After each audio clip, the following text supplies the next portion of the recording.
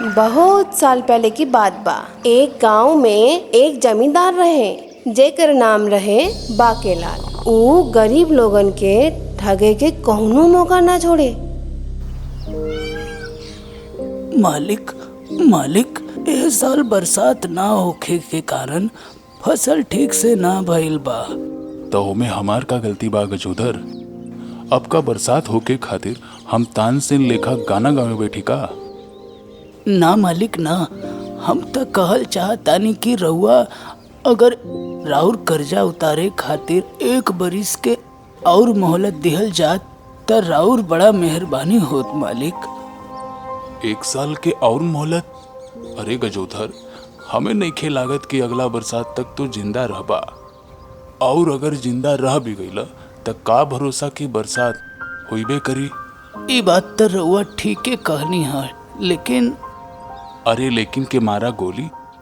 अच्छा यह हुई कि तोहार ई खेत हमरे नामे कह दा। देखा, हम तोहार कुल कर्जा माफ कर देब। खेत बेच देब तो घर वाला कुल खाई का मालिक? अरे तू चिंता काहे करत बाड़ा? हम तोहे यही खेत पे मजदूरी पे रख लेब। ऐसन लागी जैसे तू अपने खेत पे काम करत बाड़ा और 4 पैसा भी आ जाई। बुझला? का कहतारा? बाकेलाल के बात सुन के गजोदर सोच में पड़ जाला और मजबूरी में बाकेलाल के हाँ बोल देला। भगवान जी देख रहल बाड़े गजोधर, हम तो आज तक गलत बात नहीं कइले। ई होला फायदा के सौदा। मुफ्त में खेत भी मिल गईल और कौड़ी के दाम मजदूर भी। बाकेलाल के जहाँ पैसा दिखाई दे वहाँ वो बिना समय गवावले तुरंत पहुँच जात रहे। और यही तरह लोगन के ठग ठग के वो ढेर सारा पैसा और सोना जमा कैले रहे। वही गांव में सुशील विदेश से अपना बचपन के दोस्त रमन से मिले खातिर आवेला। अरे रमन हमार मित्र। अरे सुशील, इतना दिन के बाद आयल बड़े हमार मित्र। पूरा 8 बरिस के बाद आयल बानी विलायत से। जैसे ही आईनी है तो सोचली कि पहले बचपन के मित्र से मिल ली। तोके देख के बड़ा खुशी होत बा दोस्त। हमहू के माफ करी है सुशील, मन तो बहुत बाकी तोहार अच्छे से मेहमान नवाजी करी, लेकिन माई या बाबूजी खेत पर मजदूरी खातिर गईल हमेजा।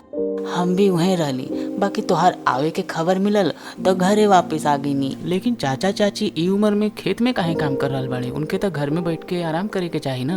अब का बताई भाई सुशील। रमन सुशील के बाकेलाल के पूरा कहानी सुना देला। अच्छा, ई बाकेलाल के तानाशाही अभी तक चलत बा? लगता हमें के कुछ करे के पड़ी। दूसरा दिन सुशील बाजार में एगो सुनार के दुकाने गईल और वहाँ से ढेर सारा सोना के टुकड़ा कीन के ले आयल।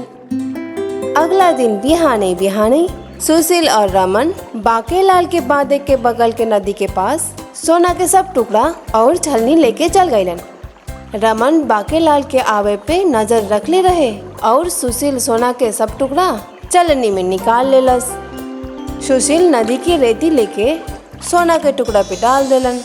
अब वो दोनों बाकेलाल के आवे के इंतजार करत रहन।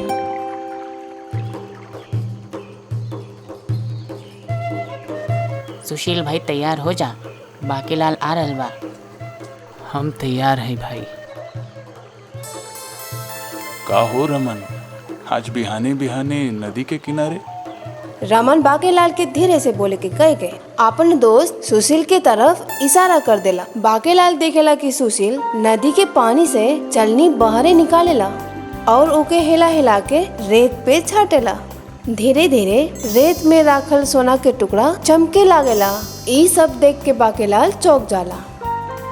कमाल हो गईल सुशील, तू तो सही कहत रहे भाई। अरे भाई का सही कहत रहला, हमहू के तो बतावा जा। बाकेलाल के ऐसन पूछला पे सुशील रमन के कुछ ना बतावे के इशारा कर देला। अरे चिंता मत कर सुशील, ई बाकेलाल हुए, ई केहू से कुछो ना बताई हैं। बाकेलाल जी, बात ऐसन बाटे कि हमार दोस्त सुशील विलायत से आयल बाटे और विलायत से उ सोना हीरा जवाहरात के खेती कैसे करल जाला एकर 5 बरिस तक अभ्यास कई के आयल बा। और देखा, ई कुछ दिन पहले खाली एक टुकड़ा के बोले रहे और आज ओकर 6 गुना फसल भइल बा। का ई सच बाटे?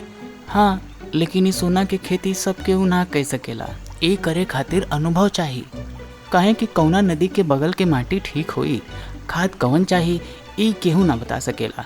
सब कुछ सही रहला पर 6 महीना बाद जमीन के अंदर उगे वाली ई फसल से 6 गुना फायदा होला। और यही खातिर खुद सारंगपुर के राजा साहब अपन कुल सोना के खेती के जिम्मेदारी हमरा के देले बाड़े।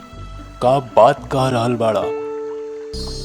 ऐसन मौका जिंदगी में बार बार ना मिलेला बाकेलाल। ऐसन मौका के हाथे से जाए मत द। अरे रे देखा सुशील बेटा, तू ऊ राजा के खेती करे से पहले अपना दोस्त के तनी सा मदद कर दा। मतलब? देखा बेटा, तोहरे दोस्त के खेत हमरे पास बा। अगर तू हमरा खातिर ई सोना के खेती कर सक तो हम तोहरे दोस्त का खेत अभी के अभी आजाद कर दे। और जब सोना के फसल आवे के बाद ओमे से 10 गुना सोना भी तू अपना खातिर ले जा सकेला। का सच में? भगवान देख रहल बड़े बेटा, गलत बात तो हम आज तक कैले ही नहीं की। तो फिर ठीक बा, मगर बाकेलाल जी हम ही पूरा खेती अकेले करे चाहिला।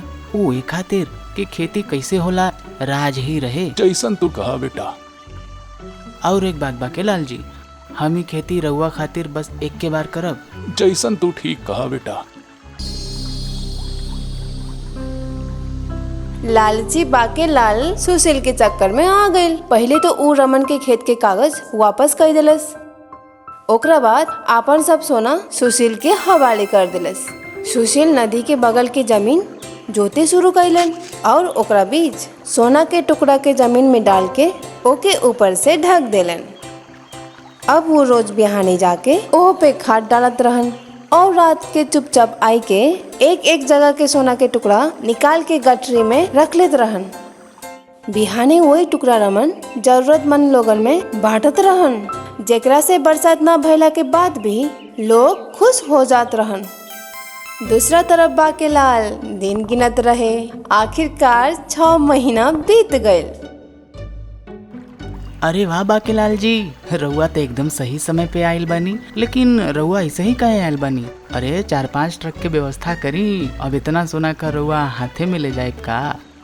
सोना सोना बाबा, सोना सोना सोना सोना सोना। ओकरा बाद सुशील जमीन में हाथ डाल के बहारे निकालेला, लेकिन वहाँ से मिट्टी और रेती के सिवा कुछ ना मिलेला। सुशील दूसरी जगह कोशिश करेला और वहाँ भी वैसा नहीं होला। बाकेलाल ई देख के डर जाला और वो भी जमीन में हाथ डाल के कुछ मिलेला का ई देखे लगेला। बहुत देर खोजला के बाद भी उनका कुछ ना भेटाला। आखिर उहे भाई जेकर हमें डर रहे बाकेलाल जी। ऊ का बेटा? एह बार बरसात ना भइला से हमनी का फसल सुखा गई। सुशील के ई बात सुन के बाकेलाल कपार पे हाथ मार के बैठ जाला। भगवान देख रहल बा बाकेलाल जी, अगर हम कौनो बात गलत कहले हुई त